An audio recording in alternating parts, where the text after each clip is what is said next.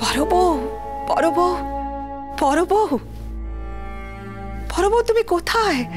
বড় বউ আমার এটা চাই ওটা চাই সব সময় ডাকাডাকি করতো, আমার জীবন একেবারে অস্থির করে দিত। আবার একদিন যদি ডাকাডাকি কম করতো আমার বুকের ভেতরে কেমন কাঁপন দিত। ছুটে ছুটে এসে দেখে যেতাম, আর এসে দেখতাম তিনি কাজে মগ্ন,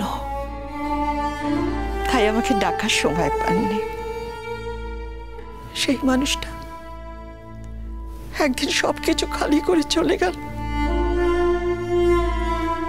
সারা বাড়িতে তার কোনো অস্তিত্বই রইল না,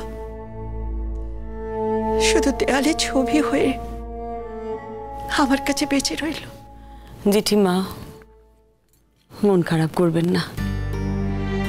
যে চলে যায় তাকে তো আর ফিরিয়ে আনা যায় না, আর প্রত্যেকটা মানুষকেই তো একদিন চলে যেতে হয়, তাই না?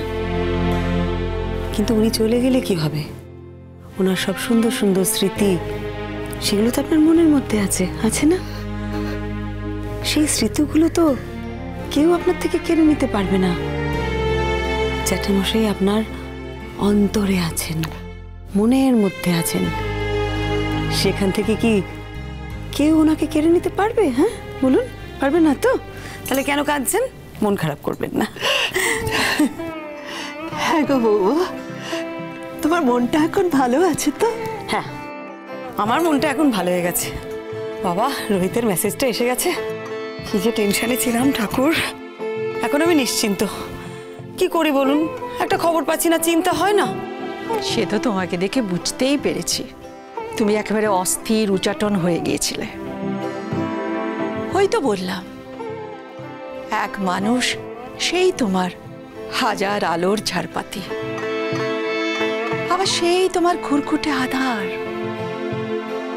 ওই এক মানুষ যেন জাদু জানে, আর তার জাদুর কাঠিতে তোমার বাঁচা মরা। ঠিক বলেছেন জেঠিমা, আপনার চাঁদ বাবা সত্যি জাদু জানে। ওর জাদুর কাঠিতে আমি বাঁচি, আমি মরি। এই যে এতক্ষণ ওর ফোন পাচ্ছিলাম না, ওর সঙ্গে যোগাযোগ করতে পারছিলাম না, ওর কোনো খবর পাচ্ছিলাম না, আমার কি মনে হচ্ছিল জানেন? আমার থেকে দুঃখী মেয়ে পৃথিবীতে আর দুটো নেই। আর যেই ওর খবরটা পেলাম, মানে ওর মেসেজটা এসে গেল, ব্যাস নিশ্চিন্ত। এখন মনে হচ্ছে আমার থেকে সুখী এই পৃথিবীতে আর কেউ নেই। কি অদ্ভুত না? তাই তো, সে কথাই তো বলছি। কিন্তু যাও মা, এখন তুমি শুতে যাও। কাল সকাল থেকে তোমার হাজারটা কাজ, এখন তোমায় গিয়ে শুতে হবে। রাত শেষ হয়ে এসছে প্রায়, পাখি ডাকছে। যাও, শেষ রাতের ঘুম, তবুও তুমি 2-3 ঘন্টা ঘুমিয়ে নিতে পারবে। যাও। আচ্ছা, আমাকে ঘুমোতে পাঠানোর জন্য একেবারে ব্যস্ত হয়ে পড়েছেন, শুধু আমি ঘুমোবো। আর আপনি আপনি একটু বিশ্রাম নেবেন না, একটু শোবেন না? হ্যাঁ, আমি বিশ্রাম নিতে যাচ্ছি, আগে তুমি যাও। তোমাকে ঘরে পাঠিয়ে তারপর আমি যাব। খুব জেদ আপনার, সব সময় আপনার জেদ। কোথায় আপনি শুতে যাবেন, আপনি বয়স্ক মানুষ, তা না আমাকে পাঠিয়ে দিচ্ছেন। আচ্ছা ঠিক আছে ঠিক আছে, আমার জেদটা না হয় একটু বেশি হলো। কি আর করা যাবে, ফেলে তো দিতে পারবে না। আবার এই সমস্ত আজে বাজে কথা। আপনি ঘরে যান তো, ঘরে যান, গিয়ে একটু বিশ্রাম নিন, যান। আগে তুমি যাও, তারপর আমি যাব। আমি? মানে এখন এই ভোরবেলা শোবো? শুলে যদি আমার চোখ লেগে যায়, যদি ঘুমিয়ে পড়ে উঠতে না পারি, আপনি আমাকে ডেকে দেবেন তো তাহলে? দেবো বৌমা, নিশ্চয়ই ডেকে দেবো। বেলা অবধি পড়ে পড়ে ঘুমোতে দেবো নাকি আমি? যজ্ঞী বাড়ি বলে কথা, তারপরে মেয়ে চলে যাবে, আমি তোমাকে ঠিক সময় মতো ডেকে দেব। আমার চাঁদ বাবা ভালো থাকলে আমি 100 মানুষ হয়ে কাজ করতে পারি। হ্যাঁ গো, আমার চাঁদ বাবার কিছু হলে আমি নড়াচড়া ভুলে যাই। চোখের সামনে যখন ছিল না তখন একরকম, আর এখন যখন চোখের সামনে এসছে, আমিও চোখের সামনে এসে পড়েছি, তখন ওর বাঁচা মরাতে আমার বাঁচা মরা। বিশ্বাস করো বৌমা, আমার বাঁচা মরা। আমি খুব ভালো করে জানি জেঠিমা, আর রোহিতও খুব ভালো করে জানে যে আপনি রোহিতকে কতটা ভালোবাসেন। জেঠিমা, এবার দয়া করে গিয়ে একটু বিশ্রাম নিন, একটু শুয়ে নিন। যান যান।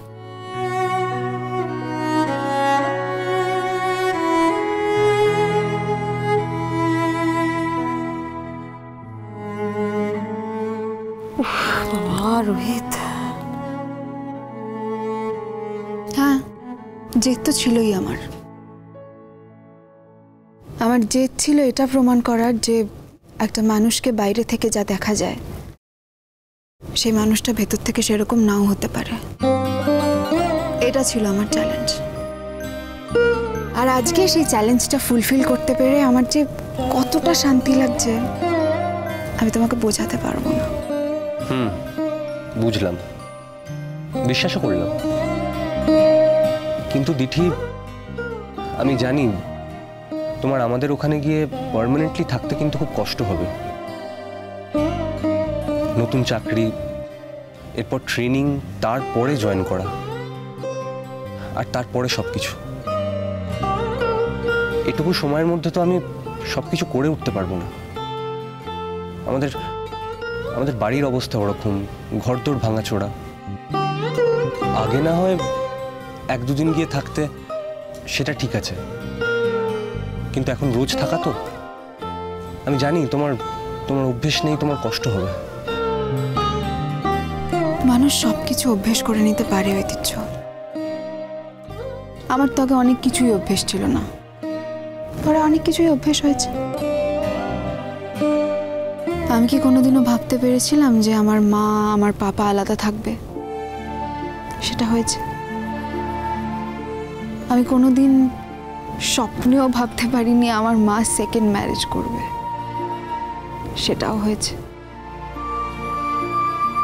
আমি কোনোদিন এটাও ভাবতে পারিনি যে আমার পাপার জীবনে জুন আন্টির মতো এরকম একজন ভয়ানক মহিলা আসবে আর সে আমাদের পুরো বাড়িটাকে কন্ট্রোল করবে, সেটাও হয়েছে।